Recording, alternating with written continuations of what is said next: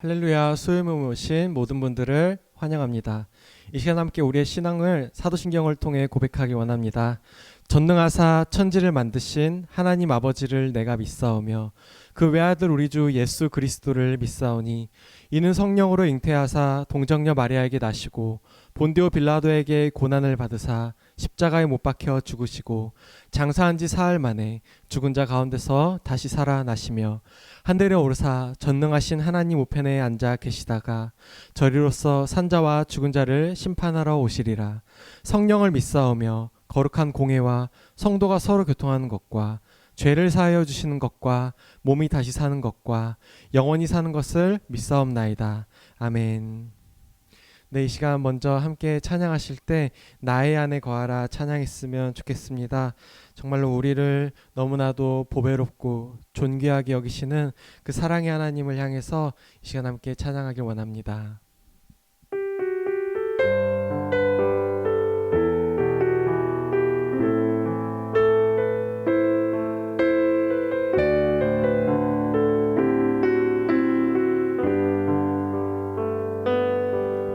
나의 안에 거하라.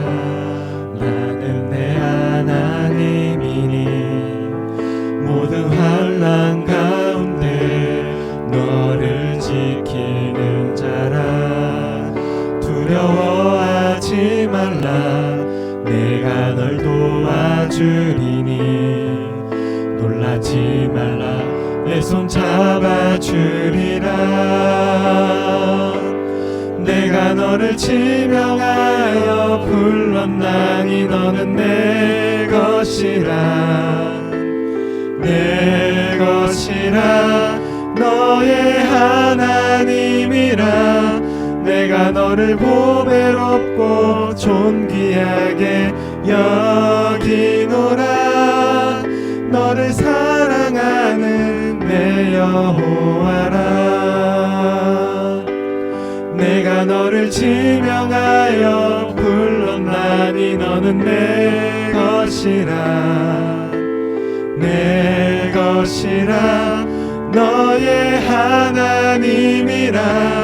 내가 너를 보배롭고 존귀하게 여기노라. 너를 사랑하는 내 여호와라. 네, 계속해서 우리 찬양하실 때 언제나 우리를 지켜주시는 그 주님의 그 사랑과 보호하심을 따라서 우리가 감사할 수 있는 그 믿음을 고백했으면 좋겠습니다. 함께 감사에 찬양하겠습니다.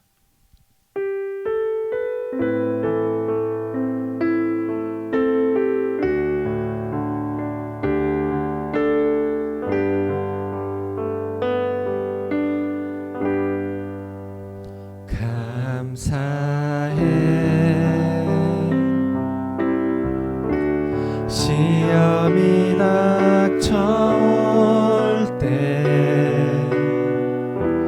주께서 인도하시니 두려움 없네. 또 감사해. 고통이 찾아올 때에 주께서 지켜주시니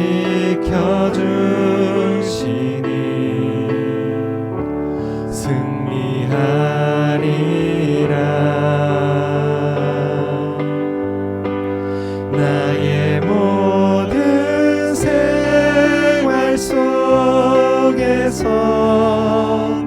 주님이 함께 하시니 주님의 성령 나를 인도하시니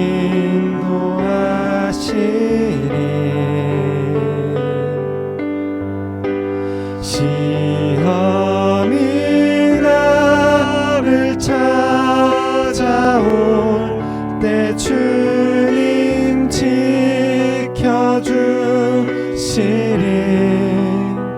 주님의 성령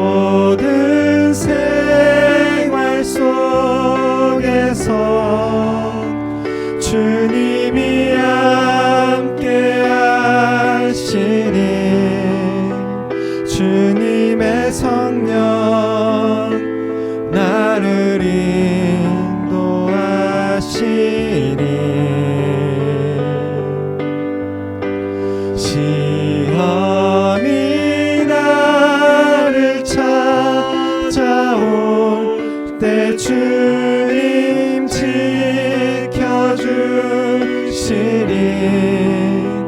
주님의 성령 나를 인도하시리.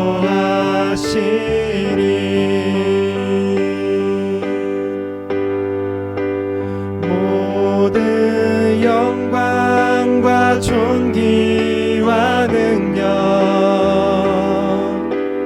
받으소서, 받으소서. 영광과 존귀와 능력 받으소서, 받으소서. 그리스도 살아계신 하나님, 주님 그 영광 받으소서. 홀로 찬양 받으소서. 모든 이름 위에 뛰어난 그 이름, 온 땅과 하늘이 다 찬양해. 겸손하게 우리 무릎 꿇고 주 이름 앞에 영광 돌리세. 모두 절하세. 독생자 예수 주님께 찬양 드리리. 모든 영광과 존귀와 능력 받으소서, 받으소서. 영광과 존귀와 능력 받으소서, 받으소서. 그리스도 살아계신 하나님.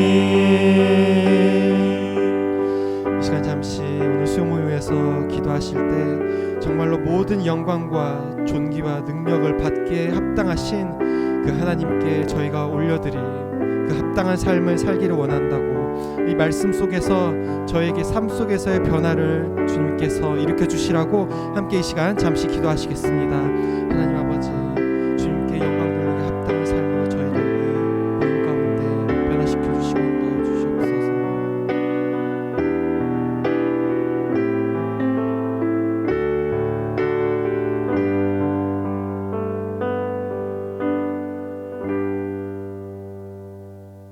사랑의 하나님 감사합니다. 오늘 이 저녁에 저를 불러주셔서 이렇게 하나님 전에 나와서 함께 말씀 보고 찬양하고 기도할 수 있게 허락해 주시면 감사드립니다.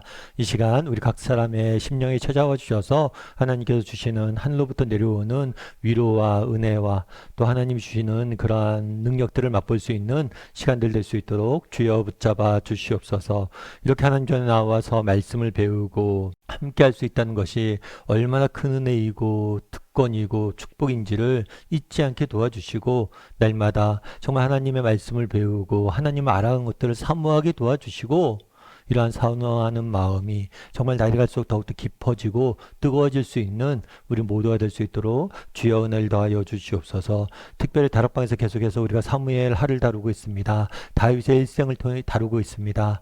정말 다윗의 일생을 통해서 우리가 배워야 될 것은 무엇이며 또 다윗의 인생을 하나님께서 어떻게 인도하셨는지 우리가 깨달아 알게 도와주시고, 그 다윗을 인도했던 하나님께서 오늘도 우리의 삶 가운데 일하시고 인도하실 것을 믿고 하루하루 살아갈 줄 아는 우리 모두 믿음의 사람이 될 수 있도록 주여 붙잡아 주시옵소서.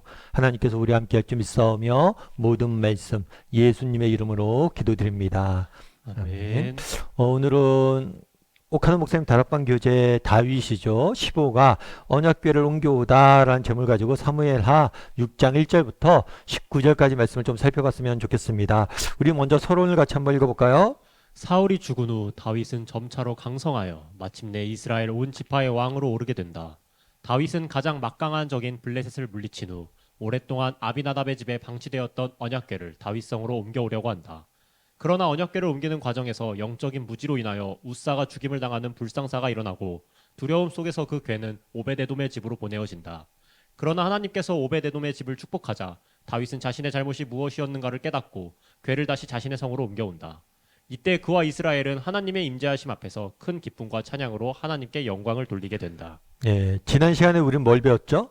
지난 시간에 우리는 사울의 죽음과 이 사울의 죽음을 슬퍼하는 다윗의 모습을 배웠습니다.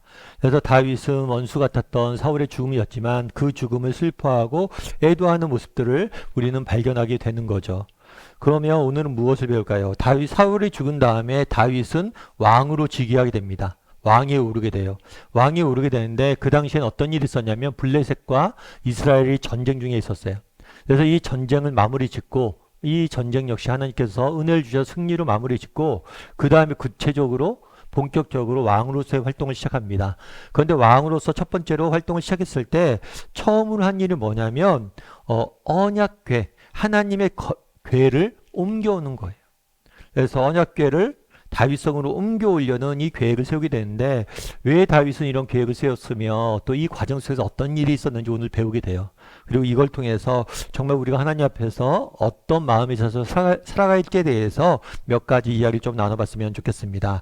그럼 먼저 우리 1번 문제를 같이 한번 읽어볼까요? 언약궤에 대해서 아는 대로 말해보라. 2절 말씀도 같이 한번 읽어볼까요? 다윗이 일어나 자기와 함께 있는 모든 사람과 더불어 바알레 유다로 가서 거기서 하나님의 궤를 메어 오려 하니 그 궤는 그룹들 사이에 좌정하신 만군의 여호와의 이름으로 불리는 것이라. 예, 여기 하나님의 궤라고 되어 있는데 이것은 언약궤라고도 불렸습니다. 그런데 이 하나님의 그런 궤가 언약궤가 무엇을 의미하냐는 거죠. 이 궤에 대해서 뭐라고 여기서 설명됐어요? 그룹들 사이에 좌정하신 만군의 여호와의 이름으로 불리는 것이라고 되어 있습니다. 그룹들 위에, 그룹은 천사예요. 천사 위에 좌정하게 계시는, 그러니까 천사들 위에 계시는 만군의 여호와의 모습을 형상을 한 궤라는 거죠. 그럼 이 언약궤에 대해서 보다 좀 살펴보면 출애굽기 25장 16절과 21절, 22절 말씀 같이 한번 읽어볼까요? 내가 내게 줄 증거판을 궤 속에 둘지며 속죄소를 궤 위에 얹고 내가 내게 줄 증거판을 궤 속에 넣으라. 거기서 내가 너와 만나고 속죄소 위 곧 증거궤 위에 있는 두 그룹 사이에서 내가 이스라엘 자손을 위하여 내게 명령할 모든 일을 내게 이르라. 네, 여기서 보면 하나님의 궤에 대해서 설명하고 있습니다. 여러분 이스라엘 마밀라 거리에 가면 조각상이 하나 있는데 법궤, 이 법궤는 언약궤라고도 부르고 하나님의 궤라고도 불리는 거예요. 이 언약궤를 메고 가는 레위인들이라는 조각상이 있어요. 그래서 뭐가 법궤냐면 이게 법궤고 언약궤라고 부르는 거예요. 이 언약궤는 크게 두 가지 구성으로 되어 있습니다. 하나는 증거궤예요. 증거궤는 이런 열린 상자 같은 거예요. 이 상자 같은 거고 이 상자 안에는 뭐가 들어있냐면 위가 뚫려져 있는 상자예요. 십계명, 돌판으로 된 십계명이 담겨져 있습니다. 그래서 증거가 되는 하나님과 이스라엘 백성이 언약을 맺은 그 언약의 증거가 담겨져 있다고 해서 증거궤라고 그래요. 그런데 이 열린 상자 같은 증거궤를 덮는 뚜껑이 있어요. 이 뚜껑을 뭐라고 불렀냐면 속죄소라고 불렀습니다. 이 속죄소는 그런데 어떻게 됐냐면 이 그림에 보듯이 이게 판이거든요. 판 위에 뭐가 있냐면 천사가 이렇게 마주보고 있는 형태를 취하고 있어요. 그래서 이 증거궤는 뭘 의미하는 거냐면 천사들 위에 좌정하신 하나님의 모양을 형상으로 만들 수는 없어요. 그 대신에 천사들의 모양을 만들고 이곳에 하나님의 임재에 계시다. 이렇게 임재에 계시면 상징적으로 이런 모양으로 만든 거예요. 그래서 이 법궤, 언약궤, 하나님궤는 무엇을 상징하냐면 하나님의 임재를 상징하는 거예요. 그래서 하나님의 임재를 상징하고 또 이 증거궤가 어디에 있었냐면 그 당시 회막에 보관되어 있었어요. 그래서 이 증거궤가 있는 회막에 나가서 하나님을 만나는 거죠. 하나님이 임재에 계시니까 그곳에 가서 하나님을 만나는 장소였어요. 그래서 이 속죄소는 하나님의 임재 상징이면서 동시에 임재 인간의 입장에서 뭐예요? 하나님에게 나가서 만나는 그런 장소적 기능을 했던 거죠. 2번 문제 같이 한번 읽어볼까요? 사사 엘리 시대에 이 언약궤를 블레셋에게 빼앗기는 불행이 있었다. 그 뒤 이스라엘은 되찾은 언약궤를 아비나답의 집에 70년 동안 방치해 두었다. 이 사실은 사울 당시 이스라엘의 어떠한 영적 상태를 말해주는가? 역대상 13장 3절에 보면 우리가 하나님의 궤를 우리에게로 옮겨오자. 이게 역대상에서도 이 하나님의 궤를 옮겨오는 내용을 다루고 있어요. 그런데 뭐라고 하냐면 다윗이 이렇게 제안을 하면서 뭐라고 했냐면 사울 때에는 우리가 하나님의 궤 앞에서 묻지 아니하였느니라 하매. 다르게 말하면 사울 때에는 이 하나님의 궤를가 나중에 조금 저희가 살펴보겠지만 블레셋과의 전쟁 때 빼앗기게 됩니다. 그래서 20년 동안 방치가 돼요. 이것을 사울은 찾아오지 않았습니다. 그런데 이것은 단순히 사울이 궤를 찾아오지 않은 물리적인 궤를 가져오지 않은 것으로 멈추지 않아요. 이 궤를 가져오지 않았다는 것은 뭐냐면 하나님께 묻지 않았다. 다르게 말하면 하나님의 임재 가운데 나아가 하나님의 인도하심을 구하고 하나님의 가르침을 받고 하나님의 그러한 뜻에 따라서 살고자 하지 않았다는 거예요. 단순히 언약 궤를 가져왔냐 안 가져왔냐의 문제가 아니에요. 이 뒤에는 뭐가 있는 거예요? 정말 하나님의 임재를 사모하고 하나님의 인도하심을 구하지 않았던 그런 삶이 내포되어 있는 거예요. 그래서 그만큼 하나님의 궤를 가져오는 거 중요한 거예요. 왜냐하면 이 하나님의 궤를 가져옴으로써 다윗이 무엇을 고백하는 거예요? 이제 우리가 하나님 임재 앞에 나아가고 정말 하나님의 인도하심을 구하며 우리가 살겠습니다. 라는 고백이 담겨져 있는 작업이었던 거예요. 지도로 보면 이렇게 될 것 같아요. 뭐냐면 원래 이 언약궤는 이 실로라는 지역에 보관되어 있습니다. 그런데 이 실로라는 지역에서 보관되어 있던 게 블레셋과의 전쟁 때 엘리 제사장의 아들들이 이 하나님의 궤를 전쟁터인 아벡으로 가져오게 돼요. 왜 가져오게 되냐면 전쟁 중이잖아요 지금요. 그럼 하나님의 궤가 앞장을 서면 우린 전쟁을 이길 것이라는 이 미신적인 행동을 생각한 거예요. 사실은 우리가 언약 궤를 만들었잖아요. 하나님 궤를 만들었어요. 그런데 이것은 하나의 상징이지 이것 자체가 뭐 미신처럼 어떤 능력이 있고 그런 게 아니에요. 그런데 이것들을 마치 미신처럼 쓰려고 그런 거죠. 하나님의 궤를 갖고 와서 앞에 내밀면 우리가 이길 것이다. 결국에 어떻게 됐어요? 전쟁에 패하고 이 법궤를 블레셋에 빼앗기게 됩니다.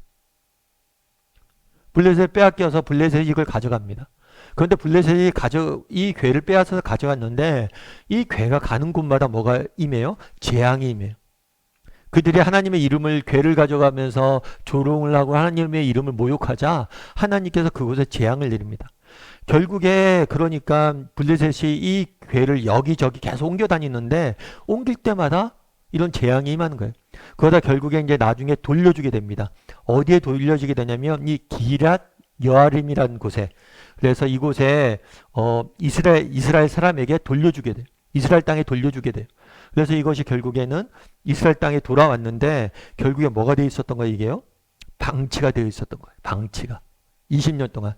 그러자 이것을 다시 어디로 데려오려고 그러는 거예요? 예루살렘에 가져오려고 하는 거죠. 우리 3번 문제 같이 한번 읽어볼까요? 다윗이 언약궤를 자기 성에 옮기려 했던 결의에 찬 그의 모습에서 무엇을 엿볼 수 있는지 시편 132편 1에서 7절을 가지고 검토해 보라. 시편 132편 1에서 7절에 보면 이렇게 되어 있습니다. 여호와여 다윗을 위하여 그의 모든 겸손을 기억하소서. 뭐라고 되어 있냐면 다윗을 위하여 기억하소서. 하나님 이제 도움을 구하는 하나님 다윗을 기억해 주십시오. 다윗을 기억해 주십시오라고 이야기를 해요. 그럼 다윗의 무엇을 기억해 달라는 거예요?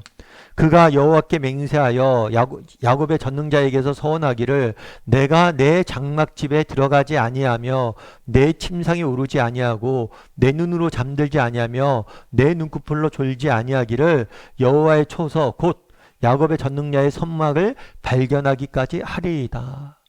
자기가 하나님의 초소, 그러니까 여호와의 야곱의 전능자의 성막, 그러니까 성막은 하나님이 거하시는 곳이거든요. 그러니까 내가 하나님의 성전을, 성막을 제대로 만들고 그곳에 머무를 때까지 내가 쉬지 않고 노력하겠다. 그러니까 하나님의 임재와 하나님의 인도하심을 사모하는 다윗의 마음을 볼 수가 있는 거예요. 내가 이것들을 위해서 먹지도 않고 쉬지도 않고 잠들지도 않겠다 이렇게 돼 있으니까 그걸 기억해 달라는 거예요. 내가 얼마나 하나님의 전을 사모했는지, 얼마나 하나님의 인재를 사모했는지, 그리고 얼마나 하나님의 인도하심을 사모했는지 그 열심을 기억해 달라고 이야기하는 거예요. 그래서 오늘 본문에서 알 수 있는 게 뭐냐면 사울은 그것을 방치했어요. 사울과 다윗이 대조가 되는 거예요. 사울은 그것을 방치했음에도 불구하고 다윗은 하나님의 궤를 찾아오려고 그랬어요. 왜요? 정말 하나님의 인재와 인도하심을 사모하는 마음 때문에 그런 거예요. 우리 4번 문제를 같이 한번 읽어볼까요? 다윗이 언약궤를 어떤 식으로 옮겼으며 도중에 일어난 불상사는 무엇이었는가? 예. 어떤 일이 있었냐면 그들이 하나님의 궤를 쇠수레에 싣고 산에 있는 아비나답의 집에 나오는데 아니다벨의 아들 우사와 아요가 그 쇠수레를 못이라. 하나님의 궤를 어디에 실었다고 그랬어요? 쇠수레에 실었다. 수레에 실었다고 그랬어요. 이것은 나중에 우리가 배우게 되지만 율법의 규례에 어긋나는 거예요. 그러니까 하나님께서는 하나님의 궤라는 것 자체가 인간이 만든 게 아니에요. 하나님께 직접 명령하셨어요. 모세를 통해서 이런 궤를 만들어라. 사실 우리가 기억할 것이 뭐냐면 하나님은 안 계신 곳이 없어요. 하나님은 단순히 언약궤 안에 거하시는 분이 아니에요. 그곳에만 거하시는 분이 아니에요. 이 세상 모든 만물에 거하시는 분이에요. 그런데 인간이 연약하잖아요. 하나님은 영이시니까 눈에 보이지 않잖아요. 그러니까 자꾸만 눈에 보이는 무엇인가를 구하는 거예요. 그래서 금송아지를 만든 거죠. 그래서 인간의 연약함을 아시고 하나님께서 이런 증거궤를 만들 수 있도록 명령하신 거죠. 그런데 이 명령을 하실 때 뭘 했냐면 이 증거궤를 만드시고 옮길 때는 뭘 했냐면 레위인들, 특별히 고핫 자손이 이것을 짊어지고 옮기라고 명령을 해놨어요. 그런데 그것을 뭘 하지 않은 거예요? 그 명령에 따르지 않고 자기 마음대로 수레에 실어서 옮기고 있는 거죠. 다르게 말하면 다윗이 그날에 선한 의도를 가졌지만 뭐예요? 방법은 잘못된 방법으로 옮긴 거예요. 그러자 어떤 일이 있었냐면 그들이 산에 있는 아비나답의 집에서 하나님의 궤를 싣고 나올 때 아요는 궤 앞에 가고 다윗과 이스라엘 족속과 잣나무로 만든 여러 가지 악기와 수금과 비파, 후금과 암금과 제금으로 하나님 앞에 연주하였더라. 이 수레에 옮기면서 찬양을 부른 거죠. 찬양을 부르며 기뻐 찬양 부르며 이렇게 노래하며 하나님의 이름을 높이며 쭉 나왔어요. 그런데 문제는 뭐냐면 이렇게 예배하고 찬양하고 다 좋은데 방법이 잘못됐다는 거예요. 그러자 어떤 일이 있었냐면 그들이 나곤의 타작마당에 이르러서는 소들이 띠므로 우사가 손을 들어 여호와 궤를 붙들었더니 갑자기 어느 지역에 갔는데 소들이 막 갑자기 뛰는 거예요. 수레에 실었는데 막 소들이 뛰니까 수레가 흔들릴 거 아니에요? 그러니까 법궤가 떨어질 것 같으니까 우사가 뭘 했냐면 손을 들어 하나님의 법궤를 붙들었어. 그런데 이건 역시도 뭘 어긴 거예요? 율법을 어긴 거예요. 규례를 어긴 거예요. 성경에 보면 아무도 하나님의 궤를 손으로 이렇게 붙들거나 만지지 못하게 되어 있어요. 그러자 어떤 일이 있었을까요? 여호와 하나님이 우사가 잘못함으로 말미암아 진도하사 그곳에서 그를 치셨다라고 이야기를 해요. 그래서 그날에 다윗이 선한 마음으로 그것을 옮기려고 그랬습니다. 그런데 이 옮기는 과정 속에서 하나님의 말씀과 율법을 전혀 지키지 않았어요. 그로 인해서 뭐가 임했냐면 재앙이 정말 하나님의 분노가 임하게 된 거죠. 5번 문제 같이 한번 읽어볼까요? 이런 일이 일어난 원인이 어디에 있다고 보는가? 네, 이렇게 돼 있죠. 31절에 보면 모세가 이 율법을 써서 하나님의 언약궤를 매는 레위 자손들과 이스라엘 장로들에게 주고 이 율법을 쓰고 그러니까 언약궤와 관련된 그러니까 하나님의 궤를 어떻게 옮길지에 대한 다양한 내용들을 이미 뭐예요? 제사장들과 장로들에게 다 전달을 했어요. 알려주었어요. 분명히 그날에 예를 들어서 아비나답의 우사가 이것도 옮긴 게 아니에요. 전 이스라엘 백성들이 다윗과 함께 나가서 옮겼어요. 그 중에 누구도 있었어요? 제사장들도 있었어요. 그런데 다윗도 그렇고 제사장들도 그렇고 거기에 있는 어느 누구도 아니 율법에는 이렇게 되어 있지 않습니다 라고 문제 제기한 사람이 없어요. 그러니까 이게 무엇을 보이냐면 당시 이스라엘의 영적인 상태를 보여주는 거예요. 그렇잖아요. 거기에 수많은 사람들이 모였어요. 그러면 이 사람들이 무슨 생각이냐면 소의 수레에 옮기려고 그러면 누군가는 다윗이요, 아니 제사장들이요, 이게 문제가 있지 않습니까? 율법에는 이렇게 되어 있습니다 라고 이야기를 했는데 아무도 문제가 제기하지 않은 거예요. 그러니까 단순히 그날에 웃사가 죽긴 했지만 웃사의 죽음은 단순히 웃사의 문제가 아니에요. 다윗과 이스라엘 전체에 대한 하나님의 경고라는 거예요. 그만큼 어디에서 떠나 있는 거예요? 율법에서, 하나님의 말씀에서 떠나 있는 거예요. 대상에도 역대상 15장 13절에는 이렇게 되어 있어요.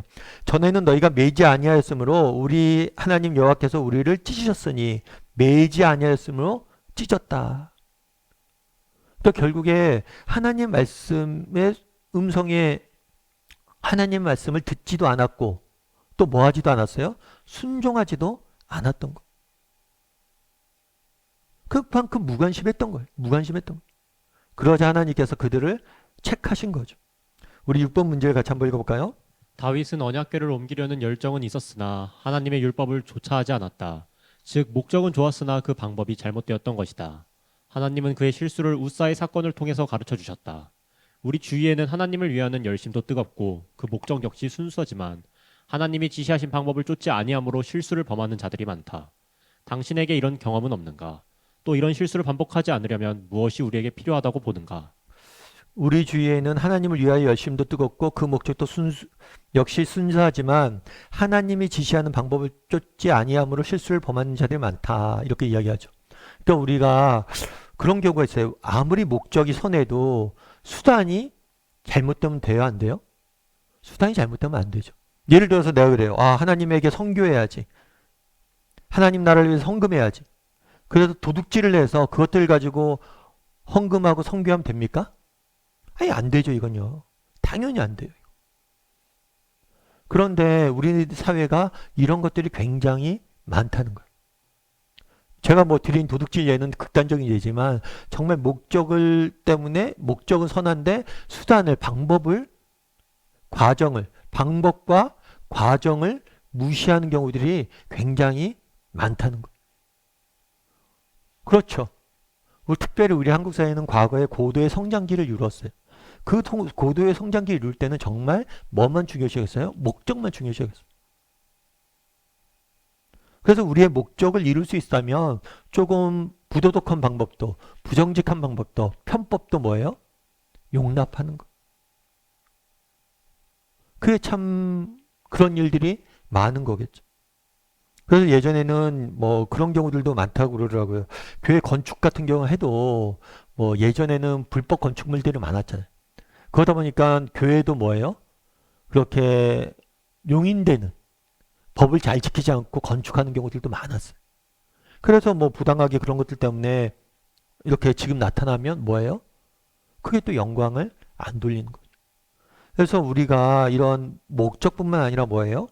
방법들도, 정말 과정들도 우리가 늘 중요시 여길 필요가 있어요. 여러분 혹시 이랜드의 박성수 회장님 아시죠? 박성수 회장님의 이제 자기의 인생에 있어서 정말 하나님의 인도하심을 맛봤던 2번의 사건이 있다고 그러더라고요. 그 중에 첫 번째 사건은 뭐냐면 박성수 장로님이 이제 대학부 때 대학교 4학년 때 박성수 장로님이 뭘 걸렸냐면 근육 무기력증에 걸렸어요. 근육 무기력증에 걸려서 몇 년 동안 꼼짝달싹 못하고 방에 누워서 병치레만 했던 거예요. 여러분 생각해보세요. 박성수 장로님 같은 경우에는 그러니까 성도교회 대학부, 오카노 목사님이 인도하셨던 성도교회 대학부에서 학창시절을 보내면서 대학시절 믿음이 좋았어요. 정말 매일같이 큐티하고 하나님 말씀 보고 정말 그리스도인답게 살아야지라고 이렇게 고민하면서 애썼는데 대학교 졸업을 앞두고 갑자기 질병이 걸린 거예요. 그것도 보통 질병이 걸린 게 아니라 완전히 꼼짝달싹 못하고 누워만 있어야 되는 병이 걸린 거예요. 몇 년 동안. 너무 힘든 시간이었죠. 그런데 나중에 회고하기는 박성수 장로님이 그때가 가장 힘든 시간이었지만 그때가 뭐예요? 가장 은혜의 시간이었대요. 왜냐하면 그 시간대 누워서 할 일이 없잖아요. 그러니까 2가지밖에 없대요. 책 읽는 것밖에 없대요. 아니면 친구들이 찾아오면 병문 나오는 사람들에게 얘기하는 거. 근데 그때 할 수 있는 게 책 읽는 것밖에 없으니까 경영학 책이랑 성경을 무지 많이 읽었대. 그런데 이 두 가지 그때 읽었던 책이 자기 평생에 이분이 원래 공대생이에요. 공대생인데 경영학 책을 하나님께서 읽게 하신 거예요. 그래서 그때 읽었던 책들이 이후에 회사를 경영하는데 큰 자원이 됐다는 거예요. 그래서 인간의 보기에는 그 시간이 멈춰진 시간 같지만 하나님께서는 그 시간을 통해서 일했던 거죠. 그래서 이분이 이제 그러다 이제 병에 낫게 됩니다. 은혜로. 그런데 병에 나았는데 취업할 나이를 놓친 거예요. 그러니까 취업이 더 이상 안 되는 거예요. 그래서 부득이하게 했던 게 뭐냐면 이대 앞에 가서 청바지 장사를 시작한 거예요. 그게 지금의 이랜드의 전신이 된 거죠. 그런데 이랜드를 운영을 할 때 뭐 이랜드를 운영하면서 박성주 장로님이 모든 걸 잘한 게 아닙니다. 뭐 완벽한 사람이 어디 있어요. 그런데 그 장로님이 한 가지 잘하려고 노력했던 게 있대요. 그건 뭐냐면 투명성이에요. 투명성. 그래서 뭘 했냐면 기업 보통 그 당시에 우리나라 사회가 장부가 2중, 3중 장부가 있고 투명하지가 않았던 거예요. 근데 최대한 투명하게 하자. 그래서 세금도 제대로 내고 투명하게 하려고 노력을 했대요. 근데 그게 너무 힘들었대요. 왜냐하면 우리는 사회가 너무나 불투명한 사회이기 때문에 정말 투명하게 살아가는 게 너무 힘든 거예요. 이렇게 힘들게 이렇게 노력을 했는데 이 투명하게 했던 노력이 결실을 맺었던 시간이 있었어요. 그건 뭐냐면 IMF 때였어요. IMF 때는 우리나라가 외환 위기였거든요. 그래서 우리나라 사람들이 다 부도 위기였어요. 그런데 이랜드도 마찬가지예요. 부도 위기였어요. 부도 위기. 그런데 외국계 회사가 이랜드에 투자를 한 거예요. 그래서 이랜드가 회생이 되게 되고 오히려 IMF 때문에 더 회사가 커졌거든요. 그래서 나중에 물었대요. 왜 우리 회사에 투자했냐? 그랬더니 이 외국계 회사가 뭐라고 얘기했냐면 장부가 하나인 회사는 이랜드밖에 없었다. 그러니까 기업이 투명해서 투자했다는 거. 그러니까 아까 말씀드린 것처럼 참 이 투명하게 운영하는 게 너무 힘들었죠. 보통 우리나라 기업들이 그걸 운영 안 하니까. 그런데 그런 것들 때문에 나중에는 지금 당장 힘들었지만 나중에는 결실을 걷게 됐다. 이런 이야기를 하는 걸 보게 돼. 사실 그렇잖아요. 목적과 방법 둘 다 옳아야 된다는 걸 모르는 사람은 없어요. 그런데 목적도 옳지도 않은 경우들도 있지만 목적이 옳다 하더라도 방법에 대해서 정말 옳은 방법으로 무엇인가를 하는 것은 쉬운 일은 아닙니다. 보다 쉬운 길이 더 보여요. 그럼에도 불구하고 내가 힘들지만 정말 하나님 말씀대로 정직의 길을 걸어가다 보면 하나님께 다 거두게 하신다는 거예요. 그 부분에 좀 얘기를 나눠보라는 거예요. 정말 못지않게 방법도 정말 중요시 여기고 있는 사람인지. 7번 문제 같이 한번 읽어볼까요? 언약궤가 오베데돔의 집에 들어간 후 석 달 동안에 그 가정에 어떤 일이 일어났는가? 이것을 아비나답의 가정과 비교해보라. 여호와의 궤가 가드 사람 오베데돔의 집에 석 달 동안 뭐예요? 석 달 동안 있었다라고 이야기를 합니다. 그랬더니 뭘 했냐면 여호와께서 오베데돔과 그의 온 집을 뭘 하셨다고요? 복을 주셨다라고 이야기를 해요. 이 오베데돔은 가드 사람이라고 했는데 가드 지역에 사는 사람이라는 표현인 것 같아요. 왜냐하면 오베데돔은 이렇게 쭉 족보를 보면 레위 출신이기 때문에 이스라엘 레위 출신이고 나중에는 성전의 문지기를 하는 집안이에요. 그렇기 때문에 오베데돔에 하나님의 궤가 머물러 있었고 오베데돔과 그 온 집을 하나님께 복을 주셨다라고 이야기를 해요. 그러면 왜 오베데돔과 이 집에 복을 주셨을까요? 그 당시 생각을 해보세요. 법궤를 만졌던 사람이 뭐가 됐어요? 죽음을 당했어요. 그러니까 사람들이 어떤 생각이 들어요? 두려워요. 그래서 다윗도 그것을 여호와의 예루살렘 성에 가져오는 것을 멈춥니다. 갑자기 사람이 죽으니까 저건 되게 뭐예요? 하나님의 임재라는 게 원래 그래요. 정말 하나님의 임재는 영광스럽지만 그 영광스러운 건 두려운 거예요. 그러니까 이게 누가 잘못 만져서 죽으니까 이거 조심스럽게 해야 되는데 뭘 어떻게 해야 될지 모르겠고 두려움에 빠지죠. 하나님의 법궤지만 그걸 모신다는 건 결코 쉬운 일이 아니에요. 그런데 에돔이 뭐라고 그런 거예요? 우리 집에 모시겠다고. 우리 집에 그 하나님의 궤를 모시겠다고. 하나님께서 그 마음을 기뻐 받으셨어요. 궤가 그냥 물리적으로 이 궤가 머물렀다고 축복받은 게 아니에요. 그 마음을 기뻐 받았어요. 왜냐하면 그 이전에 아비나답은 안 그랬기 때문이에요. 아비나답의 집에도 법궤가 20년 동안 있었습니다. 그러면 그 법궤가 20년 동안 있으면서 아비나답의 집에 엄청난 축복을 내렸어야 되잖아요. 그렇지 않아요. 아까 아비나답의 아들 우사가 어떻게 됐어요? 죽음을 당했잖아요. 법궤 잘못 만져서.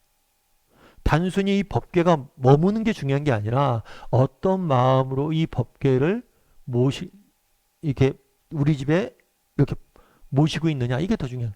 결국에 하나님의 임재를 사모하고 그걸 자기 가운데 정말 모시려는, 자기 마음에 모시려는 그 마음을 하나님께서 기뻐 받으신 거죠. 8번 문제 같이 한번 읽어볼까요? 무엇이 이런 차이를 낳게 했다고 보는가? 10편 24편 3절 6절에 이렇게 됐어요. 여호와의 산에 오를 자가 누구냐? 그 거룩한 곳에 설 자가 누구냐? 하나님 산에 오른다. 이 하나님의 산이란 것은 시온 산을 의미하기도 하지만 예루살렘 성을 의미하기도 해요. 다르게 말하면 이것은 하나님이 임재하신 곳이란 의미예요. 누가 하나님의 임재 가운데 나갈 수 있냐는 거예요. 곧 손이 깨끗하고 마음이 청결한 자. 그러니까 손과 마음이 청결하다. 그러니까 마음과 행동 모두가 깨끗한 사람만이 하나님께 나갈 수 있다는 거죠. 그렇죠. 하나님은 선하신 분이십니다. 영광스러운 분이십니다. 따라서 하나님 전에 누가 나갈 수 있느냐? 정말 깨끗한 의인만이 나갈 수 있다는 거예요. 10편 26편 18에서 19절은 뭐라고 되어 있어요? 여호와여, 내가 주께서 계신 집과 주의 영광에 이 머무는 곳을 사랑하오니 내 영혼을 죄인과 함께 살인자와 함께 거두지 마옵소서. 사랑하는 것, 정말 사모하는 것. 우리가 비록 부족하고 연약하죠. 누가 완벽한 사람이 어디 있어요? 그래서 결국에 우리는 예수님의 의를 힘입어 하나님 앞에 나가는 거거든요. 그런데 또 어떤 사람 하나님 앞에 나갈 수 있냐? 사랑하는 사람, 하나님의 전을 사모하는 사람. 그리고 10편 27편 4절에는 뭐라고 되어 있어요? 내가 여호와께 바라는 한 가지 일, 그것을 구하니 내가 내 평생에 여호와의 집에 살면서 여호와의 아름다움을 바라보며 그의 성전을 사모하는 그것이라. 사모하는 것, 아름다움을 사모하는 것. 결국에 그날에 오베데돔에 왜 축복을 했느냐? 그 마음 때문에 그래요. 정말 하나님의 전을 사모하는, 정말 다른 사람들이 다 두려워서 아무도 가져가려고 하지 않아요. 모시려고 하지 않았잖아요. 그런데 그것들을 모시고 정말 하나님의 전을 사모하는 마음 때문에 오베데돔 가정에는 축복을 주신 거죠. 9번 문제 같이 한번 읽어볼까요? 그들이 언약궤를 모신 것은 당신과 당신의 가정에 예수 그리스도를 모신 것과 같은 것이다. 당신은 자신이 위에 두 사람 중 누구와 가깝다고 생각되는가? 그리고 그 이유가 무엇인지 말하라. 네, 누구와 가깝다고 생각하는데 그 이유를 말해라. 오베데돔에 가까운가? 아비나답에 가까운가? 여러분, 둘 다 외적으로는 뭐예요? 둘 다 외적으로는 뭐라고 있었어요? 하나님의 교회가 그 집에 있었어요. 그런데 전혀 다른 결과가 나왔어요.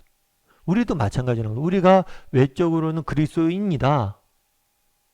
그리고 우리가 외적으로는 예배도 드리죠. 외적으로는 이렇게 다락방도 하죠. 그런데 정말 우리가 어떤 마음으로 정말 하나님을 모시고 있느냐? 정말 진심으로 사모하는 마음으로 하나님에 대한 열정으로 열심으로 모시고 있느냐? 그렇지 않느냐? 이것들을 한번 돌아봐야죠. 물론 구약시대처럼 지금 뭐 우리가 조금 게으른 마음으로 예배 나온다고 하나님 바로 벌하시고 그러진 않아요. 그럼에도 불구하고 우리가 점검해 봐야 돼. 난 정말 예배 나올 때, 다락방 나올 때 어떤 마음으로 나오느냐? 정말 하나님을 사모하고 말씀을 배우고 정말 하나님에 대한 열심을 가지고 그런 마음을 가지고 나오느냐? 그렇지 않은가?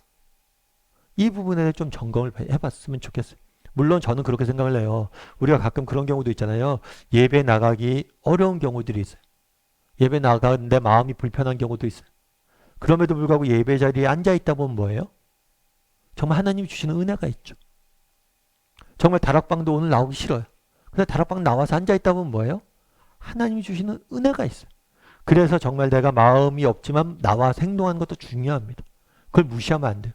다만 우리가 늘 기억할 게 뭐냐면 정말 단순히 나와 앉아있는 게 아니라 정말 오베데돔처럼 더 큰 은혜, 더 큰 하나님이 주시는 축복 가운데 들어가야 되잖아요. 그러기 위해서는 뭐가 있어야 되는 거예요? 사모하는 열정이 있어야 된다. 다른 사람들은 지금 다 그 괴를 만졌다가 죽으니까 무슨 생각이 있는 거예요? 다 두려움에 빠져서 뒤로 물러섰어요. 그런 형편 중에라도 뭐라는 거예요? 하나님, 정말 제가 하나님 모시고 싶습니다. 이런 우리가 하나님을 어떤 형편, 어떤 상황 속에서 예배하고 정말 하나님을 믿는 것 자체가 우리에게 화를 줄 수도 있어요. 사실 믿는 게 쉽진 않잖아요. 믿는 것 자체가 정말 우리에게 어려움으로 다가오는 것처럼 보인다 할지라도 믿음을 잃지 않고 하나님 앞에 나가는 그런 열정들이 있는지 점검해 보라는 거죠. 한번 이야기를 나눠보세요. 10번 문제도 같이 한번 읽어볼까요? 다윗이 석 달 후 언약궤를 다시 모셔오기로 결심한 동기가 무엇이라고 생각하는가? 네. 어떻게 되냐면 오베데돔 집에 축복을 주셨다고 그랬잖아요. 그 소식이 다윗에게 전해진 거예요. 그러자 다윗이 가서 뭐예요? 기쁨으로 메고 오베데돔 집에서 성으로 가져왔다는. 11번 문제 같이 한번 읽어볼까요? 당신은 하나님이 주시는 축복을 남보다 더 받고 싶다는 욕심을 가진 일이 있는가? 한번 이야기를 한번 나눠봤으면 좋겠어요. 이런 욕심을 가진 적이 있는가? 물론 그렇게 생각할 수도 있어요. 아, 목사님, 그리스도인이 이렇게 욕심내면 어떡해요? 뭐 남들보다 더 받으려고 뭘 그런 걸 욕심냅니까? 뭐 이렇게 이야기할 수도 있겠죠. 뭐 그럴 수도 있어요. 그래서 제가 예전에 어떤 글에서 읽었는데 사람들은 천국은 나는 천국에서 뒷자리만 앉아도 좋다 라고 이야기를 한대요. 마치 겸손한 것처럼. 무엇을 욕심을 냅니까? 천국에선 뒷자리만 앉아도 좋다라고 이야기하지만 정작 이 땅에서는 맨 앞자리에 나아가서 앉길 소원한다. 다르게 말하면 이런 거예요. 세상적으로 뭐가 잘 되는 사람이 있어요. 세상적인 축복이 있어요. 세상적으로 좋은 일이 있어요. 그럼 누구나 그것들을 가지려고 노력한다는 거예요. 그걸 가지려고 혈안돼서 노력을 하면서 정작 영적인 것에 대해서는 뭐예요? 그런 열심들이 없다는 거예요. 그래서 한번 다른 사람보다 더 받고 싶은 욕심, 이렇게 표현하면 조금 이상할 수도 있으니까 그렇게 한번 생각해 보세요. 세상의 복, 그 다음 하나님의 복. 정말 이 두 가지가 있을 때 이걸 받으려는 열심, 욕망, 이것과 하나님을 복을 사모하고 하나님의 복을 받으려는 열심, 이 두 가지를 한번 비교해 보세요. 나는 정말 세상의 복을 받는 것보다 하나님의 복을 받는 것에 더 마음이 있는가? 세상에서 성공을 하고 좀 더 높은 지위로 올라가고 좀 더 많은 것들을 가지려는 열심보다 정말 하나님이 인정을 받고 하나님의 인정을 받고 하나님의 칭찬을 받는 걸 더 높은 가치를 두고 있는가? 어디에 더 가치를 두고 있는지 비교해 볼 필요는 있어요. 여러분은 어떠세요? 정말 세상 사람들의 칭찬과 세상 사람들의 그런 것들을 받고 싶은 열심들이 더 큰가? 아니면 정말 하나님 나라를 위한 복, 하나님의 인정, 하나님의 축복을 받고 싶은 열심들이 더 큰가? 한번 우리가 진지하게 비교하고 고민해 볼 필요가 있어요. 세상에서 더 많은 것들을 가지고 다른 사람을 뺏는 것이 아니라 정말 하나님이 주시는 축복에 대한 열심과 열정들이 차고 넘치는 사람들이 돼야 돼요. 정말 이것에 대해서는 욕심이 많은 사람들이 돼야 된다는 거죠. 한번 비교해 보세요. 12번 문제 같이 한번 읽어볼까요? 그런데 어떤 자들은 다윗의 경우를 들어 오늘날 교회 안에서 심각하게 나타나고 있는 기복신앙을 정당화시키고 있다. 당신의 생각은 어떤가? 세상적인 축복이 신앙생활의 목적처럼 보이는 기복신앙이 왜 비성경적이라 할 수 있는가? 누가복음에서 이렇게 됐어요. 화 있을진저 너희 부유한 자여. 여기 그 당시에 이스라엘의 종교인들에 대해서 하나님은 경고를 합니다. 너희는 너희의 위로를 이미 받았습니다. 화 있을진저 너희 지금 배부른 자여 너희는 줄이는 자요다. 화 있을진저 너희 지금 웃는 자여 너희는 애통하며 울리로다. 이게 무슨 얘기냐면 너희는 이미 뭐예요? 위로와 상을 받았다는 거예요. 왜 위로와 상을 받았어요? 그 당시에 바리새인들, 종교인들은 어떻게 했냐면 사람들에게 잘 보이려고 사람들의 칭찬을 받기 위해서 거리 앞에서 보이는 대로 외식적으로 신앙생활을 했어요. 그래서 사람들의 칭찬을 받았으니까 그래 잘됐다. 그걸로 너희는 다 받았다는 거예요. 하나님에게서 받을 칭찬이 없다는 거예요. 그러니까 우리가 이따의 것들을 추구하면 이따의 것들 다 받을 수 있어요. 하지만 이따의 것들을 받으면 하나님의 복은 우리가 관심 없이 이따의 것들만 추구하고 살아가다 보면 하나님의 것은 못 받는다는 거예요. 누가복음 또 뭐라고 되어 있어요? 18장에서 예수께서 이 말을 들으시고 이르시되 내게 아직 한 가지 부족한 것이 있으니 내게 있는 것을 다 팔아 가난한 것을 나눠주라. 이게 뭐냐면 젊은 부자가 왔어요. 예수님 앞에. 그래서 이야기하는 거죠. 내가 율법을 지켰습니다. 이것도 하고 저것도 하고 저것도 했습니다. 그랬더니 뭐냐면 그래? 그러면 네가 네 가진 재산을 팔아서 가난한 사람 도와라. 그런 다음에 나를 따르라 라고 이야기를 했어요. 그랬더니 이 사람이 듣고 뭐라고 했어요? 심히 근심하였다 라고 이야기를 한 거예요. 그가 율법을 지켰다고 자신 있게 외식적으로 난 신앙생활을 잘했다고 얘기하지만 정작 그의 마음은 뭐가 있는 거예요? 이를 통해서 사람들에게 얻는 칭찬, 이 땅의 복들에만 관심이 있는 거예요. 그래서 우리가 정말 아까도 계속해서 비교해 보라는 거예요. 세상의 복과 하나님의 복. 우리가 세상의 복을 추구할 수 있습니다. 그래서 이 땅의 복들을 받을 수 있어요. 그런데 그건 정말 그게 끝이에요. 그런데 이 땅의 복들이라는 게 다 사라지는 것들이잖아요. 영원하지 않잖아요. 13번 문제 같이 한번 읽어볼까요? 다윗이 언약궤를 두 번째 옮길 때에는 율법에 지시한 대로 순종한 것을 볼 수 있다. 그가 자기의 무지와 잘못을 찾아 즉시 고친 것을 알 수 있다. 당신에게 이런 아름다운 모습이 있는지 살펴보라. 우리 12절과 13절 말씀을 같이 한번 읽어볼까요? 어떤 사람이 다윗 왕에게 아뢰어 이르되 여호와께서 하나님의 궤로 말미암아 오베데돔의 집과 그의 모든 소유에 복을 주셨다 한지라. 다윗이 가서 하나님의 궤를 기쁨으로 메고 오베데돔의 집에서 다윗의 성으로 올라갈새 여호와의 궤를 맨 사람들이 6걸음을 가매 다윗이 소와 살찐 송아지로 제사를 드리고. 뭐라고 됐어요? 여호와의 궤를 맨 사람들. 아까와 대조가 되죠. 아까는 뭘 했어요? 수레에 실었잖아요. 그런데 이제 더 이상 수레에 실지 않습니다. 궤를 메고 갑니다. 다르게 말하면 처음엔 마음과 열심만 있었어요. 그런데 하나님의 말씀에 순종하고 하나님이 정하신 방법을 따르지 않았어요. 그런데 방법까지도 뭐예요? 하나님의 뜻에 맡긴 것. 사실 앞서도 우리가 계속해서 이야기했지만 박성주 장로님이 얘도 이야기를 드렸지만 하나님의 때와 방법, 시기 이런 것은 우리와 달라요. 그런데 정말 우리가 이런 것까지 맡겨야 돼. 우리가 그런 뭐 신앙생활 하면서 그런 열심이 없는 사람이 어디 있어요? 아, 내가 좀 더 잘 예수님 믿고 싶고 내가 정말 이 땅에서 하나님 영광 돌리고 싶고 이것들을 위해서 내가 좀 성공도 해야 됐고 뭐도 해야 됐고 뭐 이런 것들이 있잖아요. 그런데 정말 이런 마음을 가질 뿐만 아니라 뭐예요? 방법까지도 하나님께 맡기는 거예요. 때로는 세상의 축복을 당장 눈앞에서 주실 때도 있지만 또 더디 주실 때도 있고 또 내가 원했던 방법과 다른 방법으로 우리 인생길을 인도할 때도 있습니다. 그런데 그 모든 것을 뭐예요? 하나님 뜻에 온전히 맡길 수 있어야 된다. 그래서 여러분 오늘 본문에서는 정말 우리가 이 방법까지도 그 당시에는 단순히 수레를 옮기는 방법이었잖아요. 그게 아니라 반대로 적용해보면 우리의 인생길 어떤 길을 어떻게 갈 것인가 이것까지도 하나님 앞에 온전히 맡길 수 있다는 거예요. 이 부분을 여러분들 한번 고민해 봐야 돼요. 그래서 그날에 다윗은 뭘 했어요? 온전히 이제 의지하고 맡기는 사람이 됐죠. 그리고 또 오늘 보면서 알 수 있는 게 뭐냐면 다윗은 참 그래요. 여러분들 다윗이 완벽과 거리가 먼 사람입니다. 그런데 다윗은 빠르게 자기 수정을 해요. 무엇인가 잘못됐다 생각하면 바로 회개하고 고쳐요. 우리도 중요한 게 이런 다윗의 태도를 배우는 게 중요해요. 우리 모두 완벽한 사람들이 아닙니다. 우리 모두 실수하고 넘어질 수 있어요. 그랬을 때 하나님 빨리 가져가서 수정하면 돼요. 그래서 우리 자신의 모습을 돌아봐야 돼요. 우리 돌아보고 아니다 싶으면 빨리빨리 고치세요. 그게 되게 중요합니다.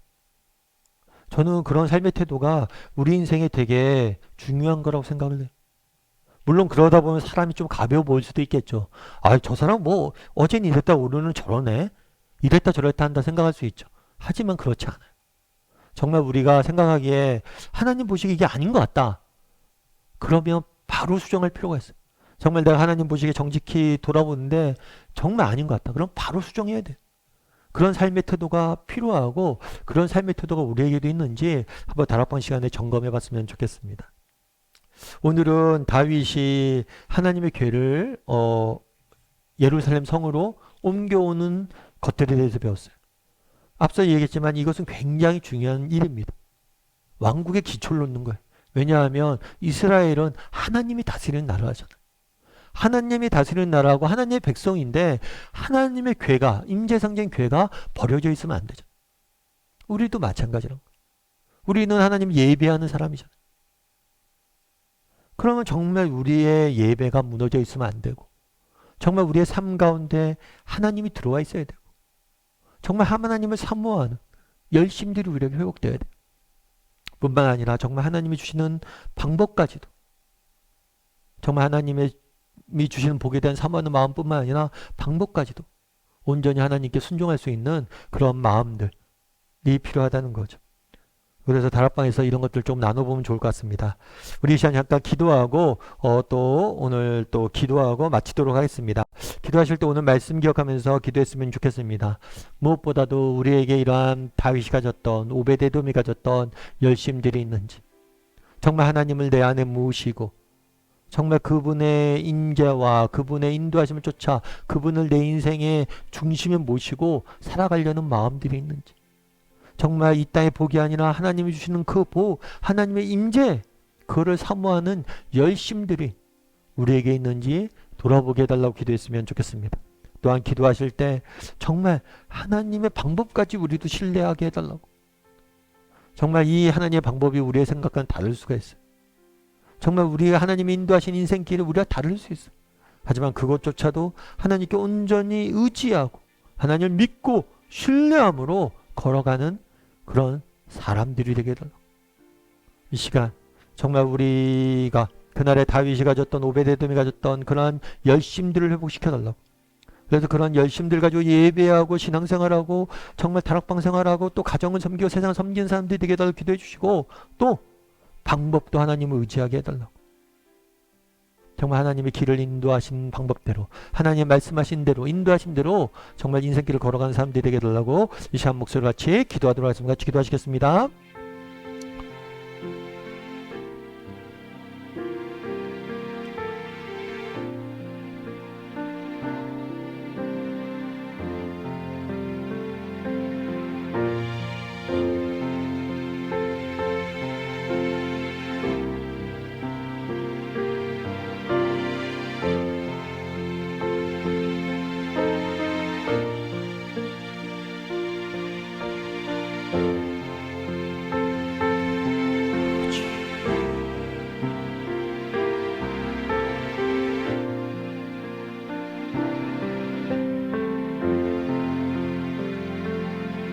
사랑의 하나님, 그날에 정말 다윗이 가졌던, 오베데돔이 가졌던 하나님의 전을 향한, 하나님의 임재를 향한, 정말 하나님을 우리 가운데 모시려고 하는 그러한 열심들이 우리 가운데 있게 도와주시옵소서. 우리는 하나님의 백성입니다. 정말 하나님의 백성답게 하나님을 열심으로 찾고 예배하고 사모할 수 있도록 하나님 우리의 인생길을 인도하여 주시옵소서. 하나님, 정말 하나님의 정말 우리의 인생길을 인도하는 방법에 대해서 우리가 신뢰하길 원합니다. 정말 때로는 하나님의 방법이 우리의 생각과 우리의 의지와는 다르다 할지라도 정말 그 방법까지도 하나님의 선하심을 믿고 정말 힘들고 어렵지만 돌아가는 길 같지만 정말 방법까지도 하나님의 방법대로 우리의 인생길을 걸어갈 줄 아는, 신뢰하며 걸어갈 줄 아는 우리 모두가 될 수 있도록 주여 붙잡아 주시옵소서. 아버지, 정말 우리의 마음속에 정말 그날의 다윗이 가졌던 그 사모하는 열심들, 그 열정들, 하나님의 전을 즐거워하는, 하나님을 즐거워하는 그런 모습들이, 열심들이 우리에게 있게 도와주시고 다락방 모일 때마다 또 그러한 하나님이 주시는 은혜를 맛볼 수 있도록 주여 붙잡아 주시옵소서. 은혜 감사를 드리며 모든 말씀 예수님의 이름으로 기도드립니다. 아멘. 이 시간 우리 주기도 모임 마치도록 하겠습니다. 하늘에 계신 우리 아버지여, 이름이 거룩히 여김을 받으시며 나라의 마옵시며 뜻이 하늘에서 이루어진 것 같이 땅에서도 이루어지이다. 오늘날 우리에게 일용할 양식을 주옵시고 우리가 우리에게 죄 지은 자를 사하여 주는 것 같이 우리의 죄를 사하여 주옵시고 우리를 시험에 들게 하지 마옵시고 다만 하에서 구하옵소서. 대개 나라 원세 영광이 아버지께 영원히 싸움나이다. 아멘. 아멘.